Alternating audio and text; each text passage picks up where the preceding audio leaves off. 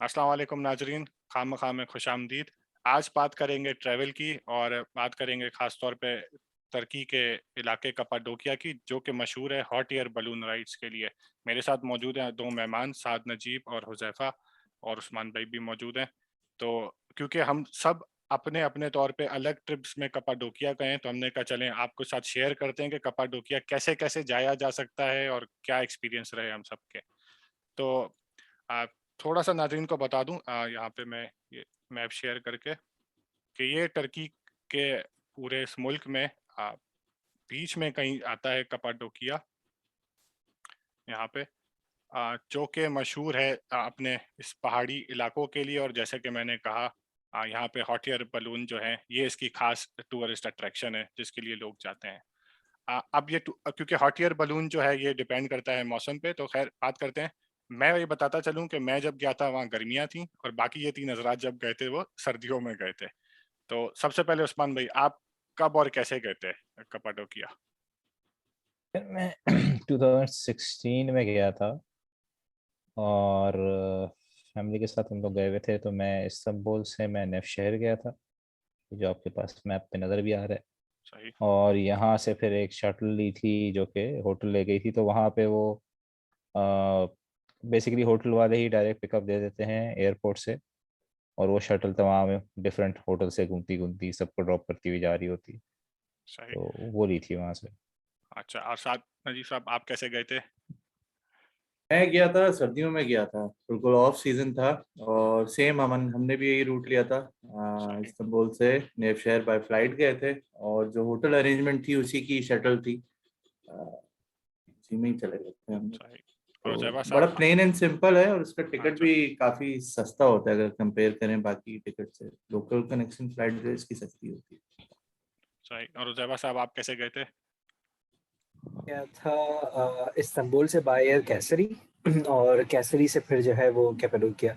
और इसी तरह जो है वो शटल से ही जो है वो होटल वाले ने मुझे शटल प्रोवाइड की थी, और उन्होंने मुझे पिकअप दिया था कैसरी एयरपोर्ट से। और एयरपोर्ट वहाँ होटल में जो है वो ड्रॉप ऑफ दे दिया था, और मैं गया था दिसंबर 26 को, ओके, कौन कौन से साल में? 2021। ओह वाह, तो आप बिल्कुल रिसेंटली ही अभी गए हैं। बिल्कुल। सही। अच्छा नाज़रीन, दो तरीके हैं, जैसे इन्होंने बताया कि अगर आप बाय एयर जाते हैं तो कपाडोकिया में इटसेल्फ एयरपोर्ट नहीं है, कैसरी में एयरपोर्ट है और नेफ शहर में एयरपोर्ट है, जो कि करीब ही है। और वहाँ से नॉर्मली शटल आपको, नॉर्मली तो होटल की शटल मिल जाएगी, आप नॉर्मल पब्लिक ट्रांसपोर्ट की शटल लेके भी कैपाडोकिया जा सकते हैं। तीसरा तरीका यह है, जो कि हमने किया था। हम जो हैं जब गए थे तो हमने अंकारा से बस में गए थे कपाडोकिया। तकरीबन 3.5-4 घंटे की ड्राइव है, जिसके बीच में एक बार बस कहीं रुकती है यहाँ पे इस पानी के करीब एक छोटी सी रेस्ट के लिए, और उसके बाद आप कपाडोकिया जाते हैं। अगेन तीन ही तरीके हैं, या तो आप बाय बाय रोड जाएंगे, या फिर आप फ्लाइट ले सकते हैं उन दोनों शहरों की। तो मेन अट्रैक्शन है, इसकी बात करते हैं। यहाँ पे एक चीज जो मुझे याद आती है, ये लोग जो प्रमोट करते हैं कि भाई केव होटल में रहें, केव होटल में रहें, तो आप लोगों का स्टे का कैसा रहा एक्सपीरियंस? पहले तो मैं कौन तो कौन रहा जाके केव होटल में? मैं तो जाके लिटरली के होटल में ही रुका था। और अच्छा, उसकी वो booking.com से कराई थी, रेटिंग वगैरह अच्छी थी। वो होटल तो बिल्कुल ही समझ लो शहर से सेपरेट था, मेन मेन सिटी सेंटर के साथ नहीं था।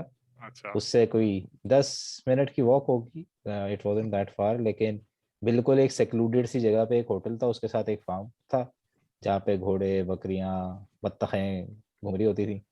और जो बेसिकली अगर ओपन एयर म्यूजियम की तरफ आप जाए ना मेन सिटी से, हम्म। तो दरमियान में ये पड़ता था। सही। तो ऑब्वियसली बुकिंग कराते वक्त आइडिया नहीं था, लोगों के रिव्यूज वगैरह बड़े बड़े अच्छे थे, लेकिन बस उसका नुकसान ये था कि रात में शहर तक जाने के लिए फिर और कोई ऑप्शन नहीं है, हाँ। आप पैदल हैं। सही।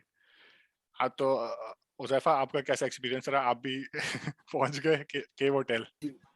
तो बेसिकली था तो मेरा भी कुछ आइसोलेटेड सा होटल था, और वो मेन सिटी से जो है वो जो सिटी सेंटर था वहां से थोड़ा सा जो है वो ऊपर की तरफ जाकर था, जहाँ पे बेसिकली आप अपना रेड टूर जो है वो स्टार्ट करते हैं या लव वैली की तरफ जब जा रहे होते हैं। बहुत छोटे छोटे से जो है ना वो बहुत सारे केव होटल्स हैं, उसी जगह पर काफी सारे होटल्स थे, ये भी उनमें से एक था।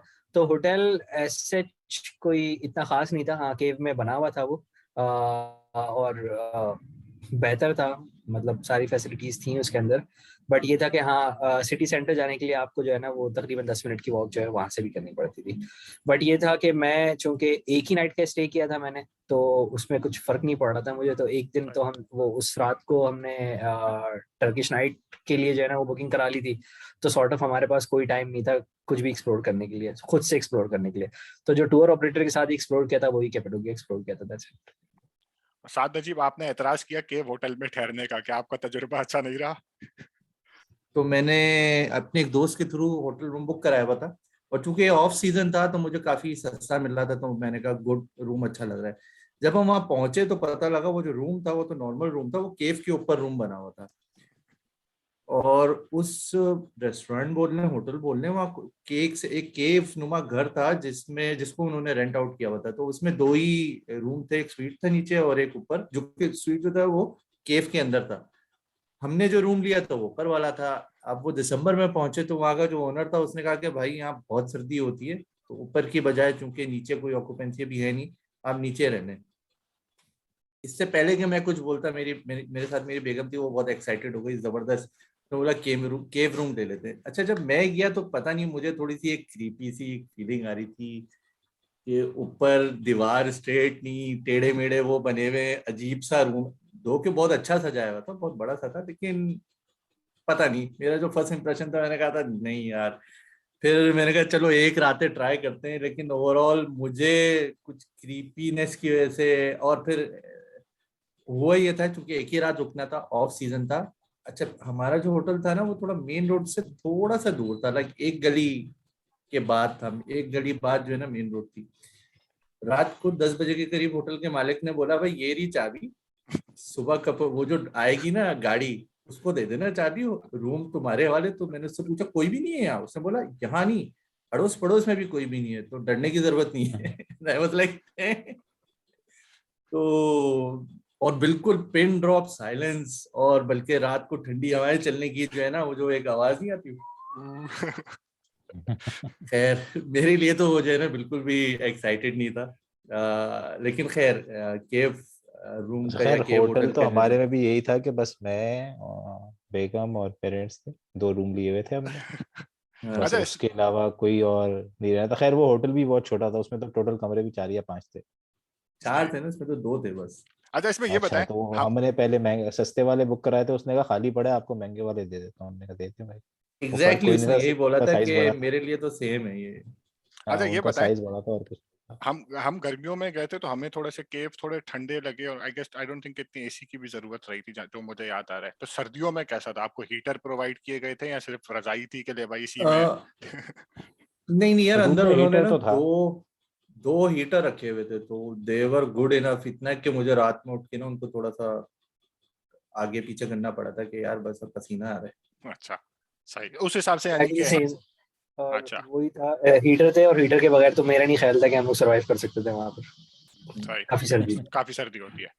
अच्छा नासिर, वो ये मेजोरिटी आप देखेंगे ना शहर में इस तरह के बहुत छोटे छोटे केव होटल्स बने हुए हैं। जैसे साथ ने कहा, कुछ लोगों ने घरों को अपना प्रॉपर्टी को रेंट आउट करते हैं, कुछ ने थोड़ा सा स्ट्रक्चर्ड होटल बनाए। हम लोग भी केव होटल में रहते, उसमें आई गेस 4 या 5 कमरे थे। और हम क्योंकि रमजानों में गए थे तो उसने कहा यार मैं तो रोजे रखता नहीं, तो ये शहरी में ये किचन है। और जिस तरह साथ को उसने कहा ना कि ये वतन तुम्हारे हवाले साथियों, तो हमें भी उसने यही कहा था कि ये किचन है, इसका एक्सेस है, और इसमें जो कुछ चीजें पड़ी हैं, दूध वूध या जो अंडे, वो इस्तेमाल करके अगर तुम लोगों ने शहरी बनानी है तो कर सकते हो। अच्छा, तो आई गेस सबका एक्सपीरियंस मोर और लेस सेम ही रहा, सबने केव होटल लिया। हालांकि हमने देखे कुछ शायद स्ट्रक्चर्ड होटल्स भी हैं, आई गेस उनकी शायद थोड़ी प्राइस ज्यादा है। और थोड़े से मेजोरिटी, स्ट्रक्चर्ड होटल थे। हाँ। जब उसको और इसके एक्सप्लोर कर अलावा रहे थे। मैंने देखा था रमाडा भी है वहां पे कहीं, प्रॉपर बिल्डिंग स्ट्रक्चर्ड एक हाँ बड़ा सा। हाँ, ये कुछ हैं, बड़े होटल्स भी कुछ हैं वहाँ होटल पे। हैं, हाँ। लेकिन वो ये कि उनकी है प्राइस भी ज्यादा, लेकिन मतलब जो मेजोरिटी, बाकी जिन होटल्स में हम भी ठहरे, मतलब स्टिल कमरा वाज गुड इनफ। कोई ऐसा मसला नहीं था कमरे के अंदर। हम्म कोई मतलब इट वाजंट लाइक कि आप रह नहीं सकते। मतलब भाई हम हम्म सजेस्ट करेंगे कि अगर आप एक रात के लिए जा रहे हैं ना, तो आप एक्सपीरियंस कर सकते हैं केव होटल। मैं मतलब कहता हूँ कि आप कर सकते हैं एक रात के लिए। That is my personal opinion, आप लोग उस पर जो ऐड करना चाहें। नहीं मतलब मेरा रूम तो I guess it was good enough के मैं तो वहाँ पे 2 रातें रहा था, बट उसमें भी कोई मसला नहीं हुआ। सही। हाँ अच्छा, मतलब फैसिलिटी के हिसाब से अच्छी फैसिलिटी है, नीट सारी एंड चीजें थी क्लीन। हाँ। सिर्फ हमारे होटल में मसला ये था वो वाला कि वो आ, उनके पास कोई और स्टाफ नहीं था, तो वो सिर्फ अंकल ही आके सुबह नाश्ता बनाते थे खुद ही, और वो अपनी ही मुर्गियों के अंडे और खुद ही बनाया हुआ जैम और खुद ही बनाए हुए वो टमाटर उगाए हुए वही सब कुछ नाश्ते में मिलता था, बस जो उनके पास है। सही है और ना, नाश्ते के अलावा बस फिर वो कुछ नहीं देते थे। ऑर्गेनिक नाश्ता मिल रहा था आपको। हाँ, ऑर्गेनिक नाश्ता मिल रहा था। जब अच्छा, मैं गया हूँ ना तो उस वक्त काफी रश था, मतलब दिसंबर में भी ये साथ कह रहे हैं कि जब ये गए थे तो उस वक्त ऑफ सीजन था। बट ये कि जब मैं गया हूँ इस बार दिसंबर 2021 में तो काफी लोग थे वहां पे, प्रोबेबली मतलब ये टर्की उन जगहों में से पेंडेमिक। जो खुला हुआ था लोगों जो के खुला लिए। हुआ था टूरिज्म के लिए। हम्म। सही। हम्म। अच्छा, अब उसके ऊपर आते हैं मेन चीज जो कपाडोकिया की है, हॉट एयर बलून। हम्म।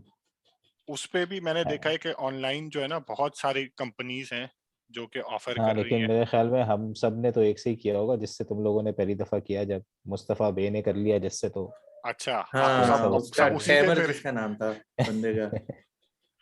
अच्छा, इसमें नाजरीन बहुत सारी कंपनीज है, मोर और लेस प्राइस में इतना फर्क नहीं है। हमने जैसे इन्होंने कहा, हमने रिव्यू पढ़े थे ऑनलाइन, ठीक है, और जो हमें रीजनेबल रेट पे उस वक्त अवेलेबल था, हमने बुकिंग करा ली थी। हम 3 लोग थे, मैं था, वासिफ भाई थे और एक जो हमारे दोस्त थे मुस्तफ़ा।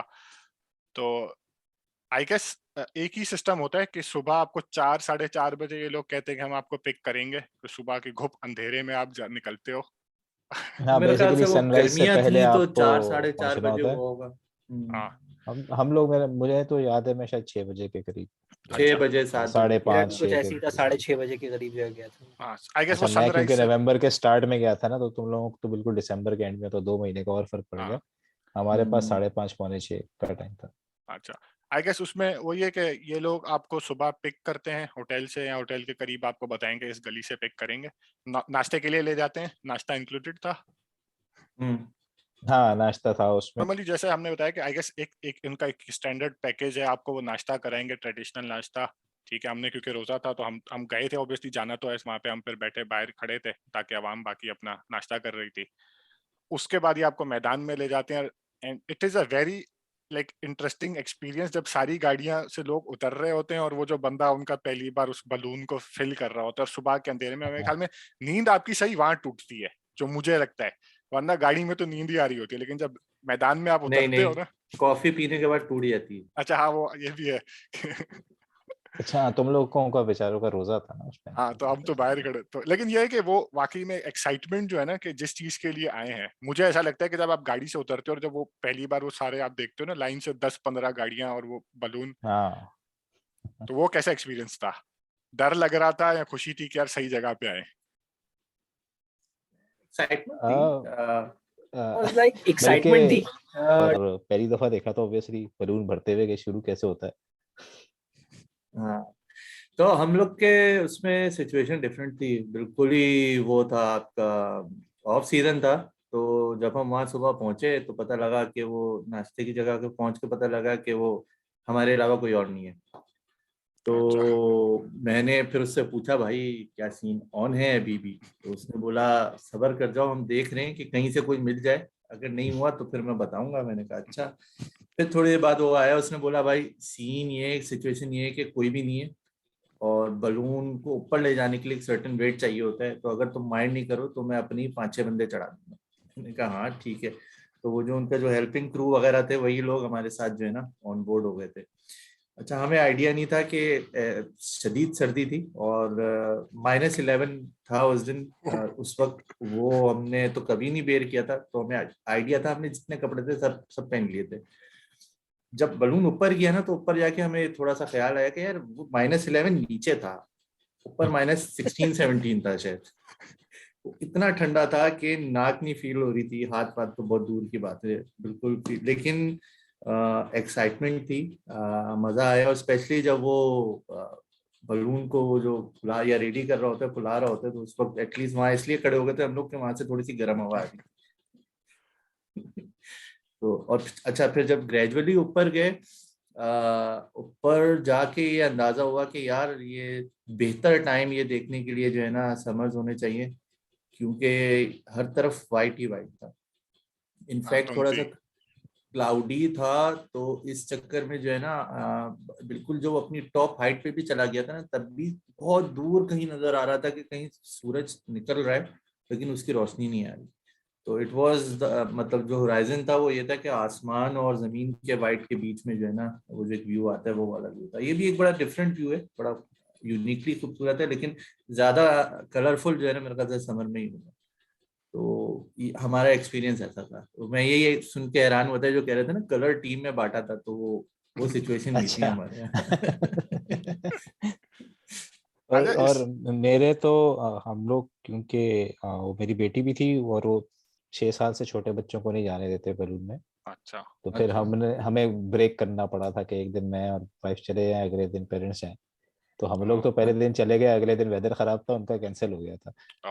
ओ हाँ, ये एक बड़ा मसला, ये थोड़ा नाजरीन को बता दूं कि क्योंकि ये वेदर बलून या इवन इस तरह की स्काई डाइविंग, ये जो सारे एडवेंचर हैं ये वेदर डिपेंडेंट होते हैं। तो इसमें एक बदकिस्मती ये हो सकती है कि जिस दिन आप बुक कराएं और सुबह बहुत ज्यादा फॉग हो गई या बहुत ज्यादा विंड है, तो उस हिसाब से फिर वो बलून राइड कैंसिल हो जाती है।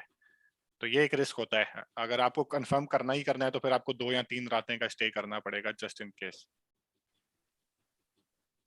दिन इज टू रिस्की, मतलब अगर उस दिन कैंसिल हो गई तो आपको जो है या तो अपनी फ्लाइट कैंसिल करनी पड़ेगी या हाँ, वो एक रिस्क था जो हमने भी लिया था और शुक्र है कि उस रात हो गया, क्योंकि हमें फिर वापस बस पकड़नी यानी थी।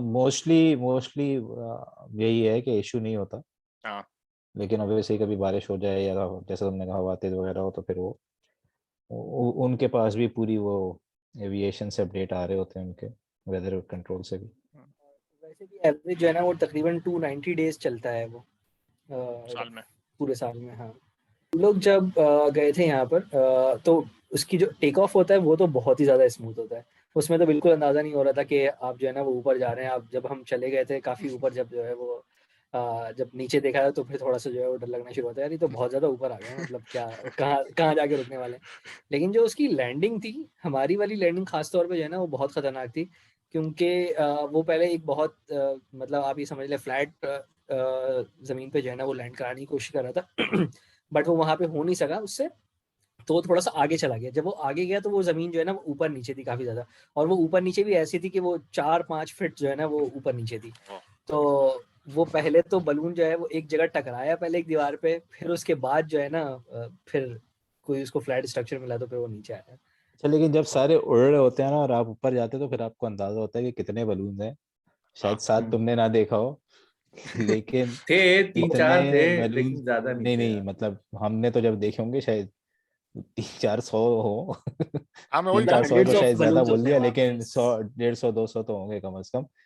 तो अरे और मतलब वो फुल चल रहा था, कोई आपस में थोड़े बहुत टकरा भी रहे हैं, फिर वो कह रहे भाई व्यू कर हम्म। लो, ये कर लो अच्छा। अच्छा, तुम्हारी उसने तुम लोगों ने तो वो कह रहे हो जमीन पे लैंड की, हमारा उसने गाड़ी पे लैंड किया था।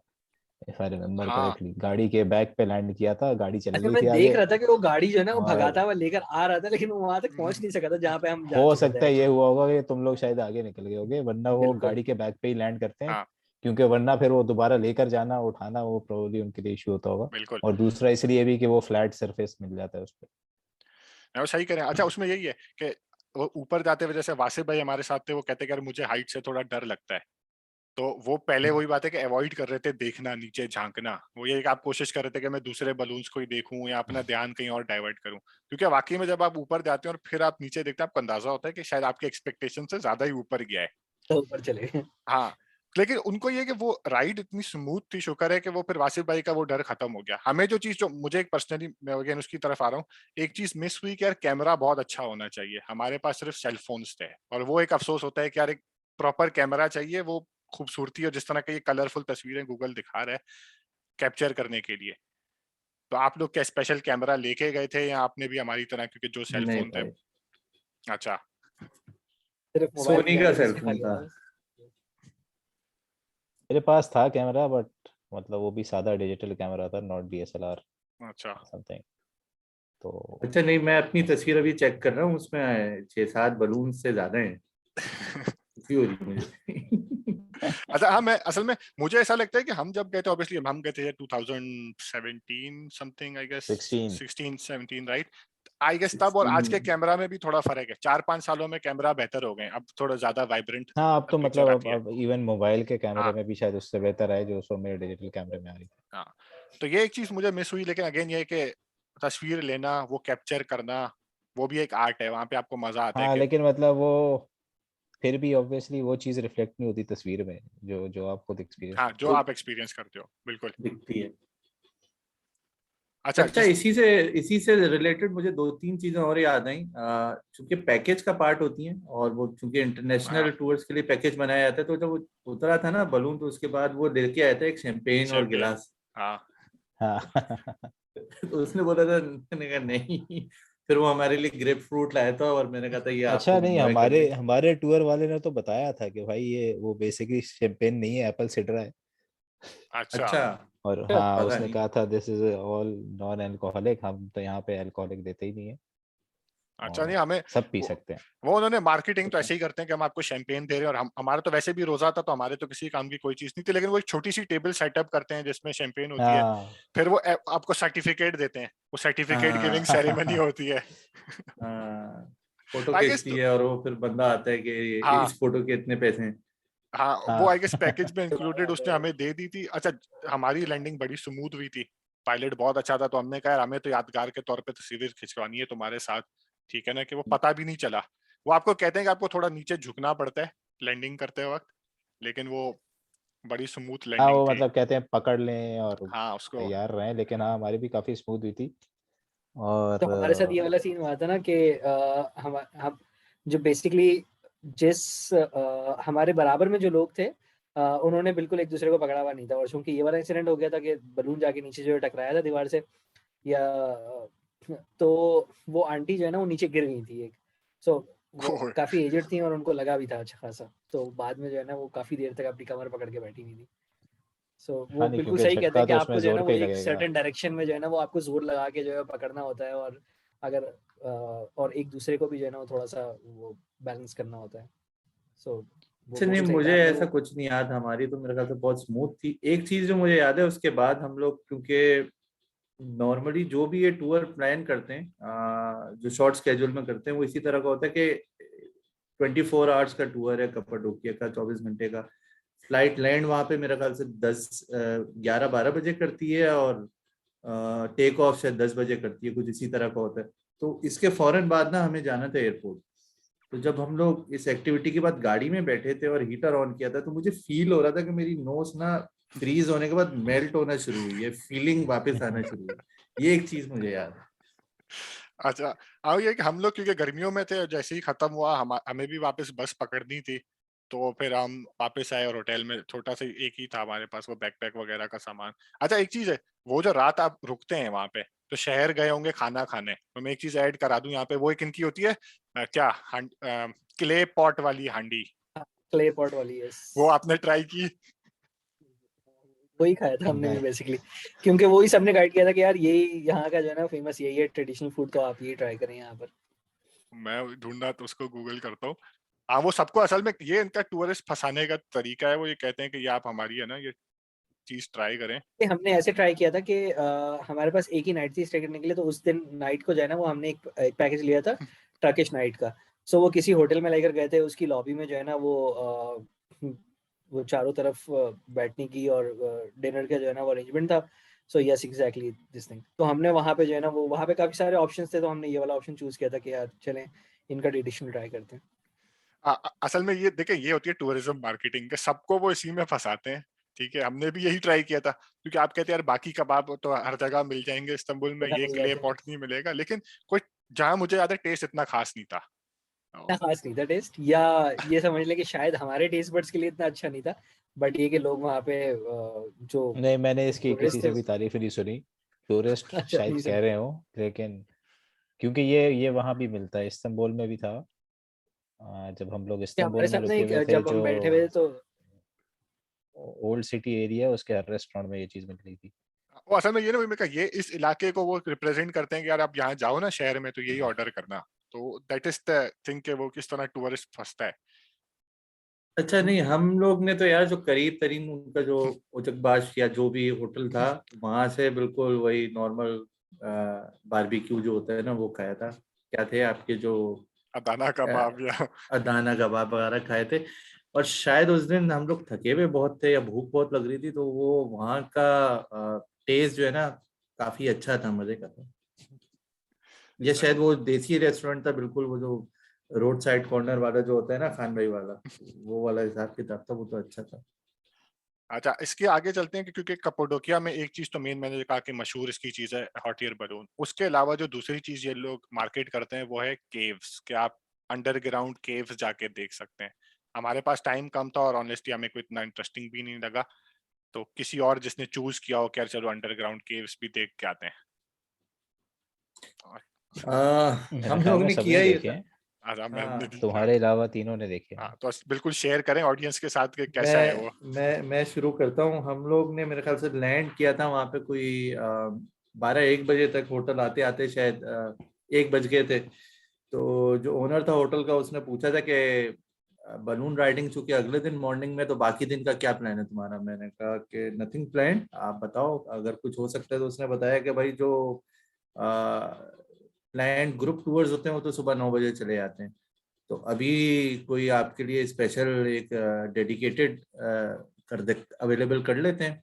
तो चूंकि वो ऑफ सीजन था, किसी टूरिस्ट कंपनी का जो कोई हेड था उस वो अपनी प्राइवेट गाड़ी में भी देता था टूर, वो अरेंज किया था। वो भी मैं कहूँगा एक्सपेंसिव था, मेरे हिसाब से तो तकरीबन $200 का पड़ा था, $200 का तकरीबन पड़ा था, यस। उसमें इसी तरह तो लूटते हैं जब ये कहते हैं ना हाँ, प्राइवेट गाड़ी दे रहा हूँ। अच्छा लेकिन वो था यही कि उसने फिर हमें जो है ना, जब तक सनसेट नहीं हुआ तब तक वो हमें अच्छा, घुमाता ही रहा, और फिर आखिर हमें बोलना पड़ा कि बस भाई अब सब चीजें सेम लगने लगी। तो उसमें उसने ना हमें अपनी गाड़ी में लेके गया, उसमें टिकट और लंच मील वगैरह सब शामिल है। उसमें केव सिटीज लेके आता है, 2 डिफरेंट केव सिटीज हैं। एक जगह मेरे ख्याल से 3 मंजिला नीचे है, एक जगह 7 मंजिला नीचे है। और इसी तरह जो है आपका कोई एयर म्यूजियम है। फिर चूंकि वो एरिया इनिशियल क्रिश्चियनिटी के बाद ऑक्युपाइड रहा है, मोनेस्ट्रीज हैं। और बेसिकली घूमने के बाद ना मुझे याद नहीं आ रहा था कि क्या चीज कहाँ थी, टू मच हो गया था, काफी सारी जगह लेके गया था वो। तो अगर किसी किसी को इंटरेस्ट हो कम्प्लीटली एक्सप्लोर करने का, तो वो टूर एक अच्छा लग्जरियस टूर था। अपनी गाड़ी में आराम से जाएं, और चूंकि वो बता भी रहा था, डिटेल भी बहुत अच्छी बता रहा था, उसको राइट स्पॉट्स बताते। हमने उससे कहा था कि हमें ड्राई फ्रूट्स अगर परचेज करने हैं, तो बहुत अच्छी दुकान लेके गया था वो। फिर थ्रू आउट द टूर ये लोग अपना कुछ कल्चरल हेरिटेज या कुछ बेचने के लिए भी इन्होंने सेंटर्स बनाए हुए, वहां भी गए थे, वो भी एक अच्छा एक्सपीरियंस था। लेकिन ओवरऑल अगर पैकेज किसी ने करना है, थोड़ा सा एक्सपेंसिव है, लेकिन वो सही था, इट वाज वर्थ इट। मैंने ऐसा। अच्छा। हमने भी 2 दिन का टूर किया था। पहले तो 3 दिन का कराया था, तीसरे दिन फ्लाइट थी हमारी वापसी की, फिर तीसरे दिन कैंसिल करा दिया था कि अब कौन सुबह जाए और फिर दोपहर में आके फ्लाइट के लिए तैयारी करे। तो 2 दिन का लिया था, उसमें वही पहले ओपन एयर म्यूजियम, लेकिन वो वाला था जो सुबह 9 बजे पिक करके ले जाते हैं। वो ओपन एयर म्यूजियम लेकर गए थे, फिर कोई लेक था उधर लेकर गए थे, फिर ये अंडरग्राउंड सिटीज थी वो देखी थी। फिर सेकंड डे पे जो है वो इलहारा वैली है एक जगह पे, वहाँ गए थे, उसमें वो पूरा ट्रेल बना हुआ है, उसमें आपको वॉक कराते हैं। आ, जगह वैसे वो खूबसूरत थी। आ, फिर उसी दिन जो है वो पिजन वैली और ये जहाँ पे इनकी कोन्स वगैरह हैं उस जगह पर लेकर गए थे। और सेकेंड डे पे इन सारी जगहों को दिखाया था। वो किसी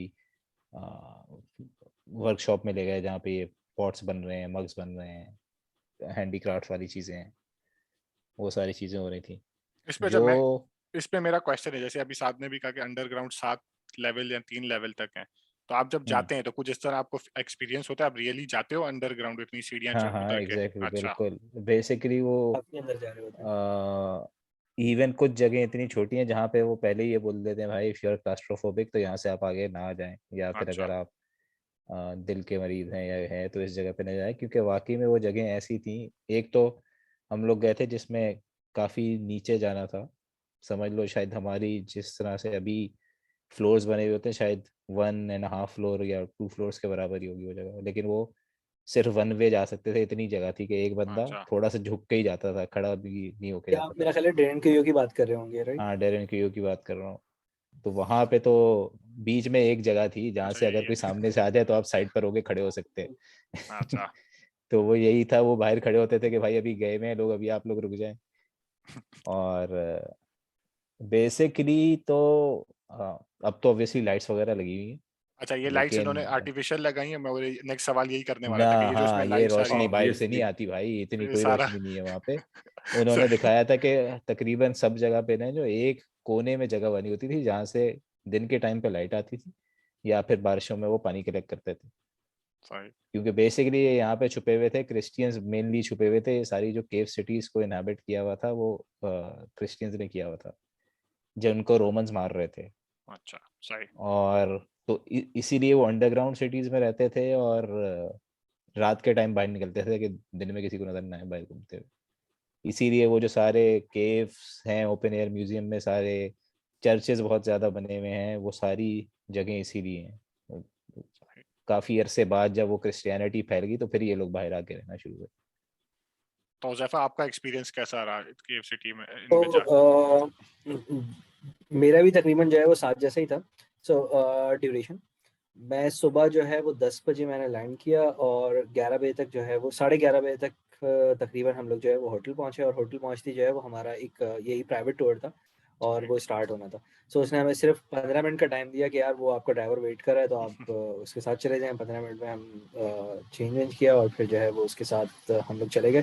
सो ये कुछ काइंड ऑफ जो है वो मिक्सचर था रेड टूर का और ग्रीन टूर का।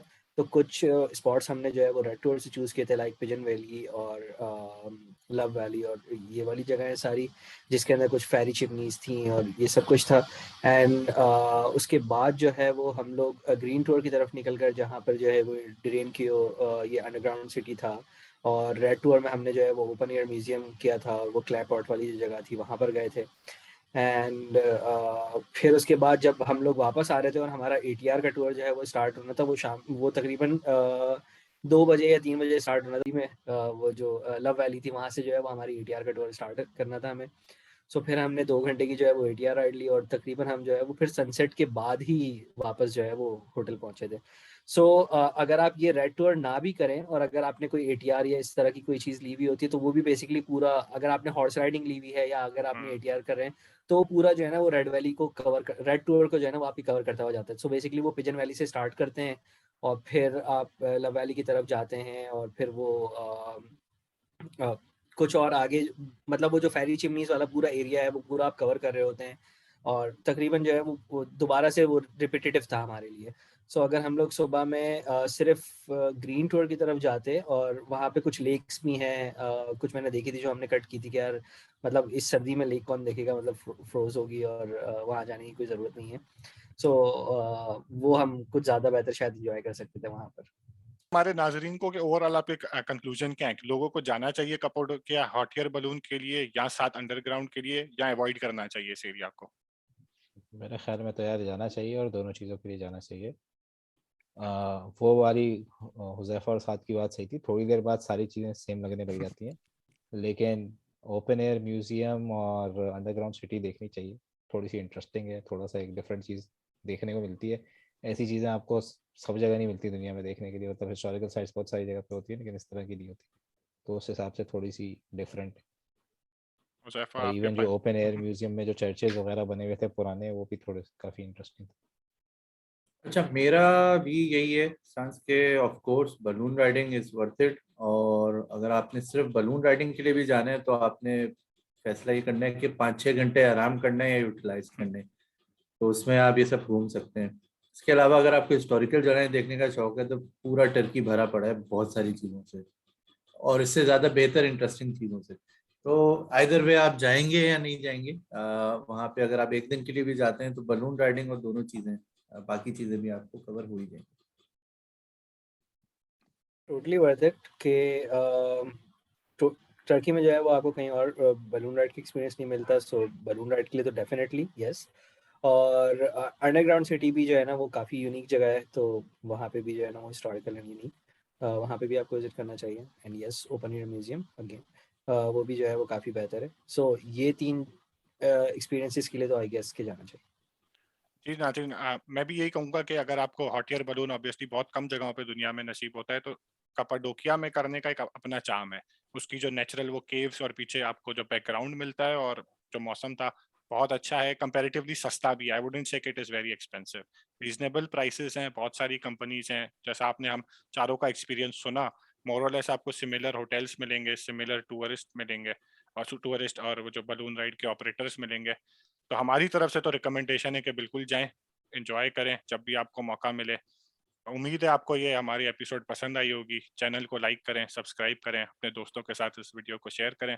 अपना ख्याल रखें। अल्लाह हाफिज़।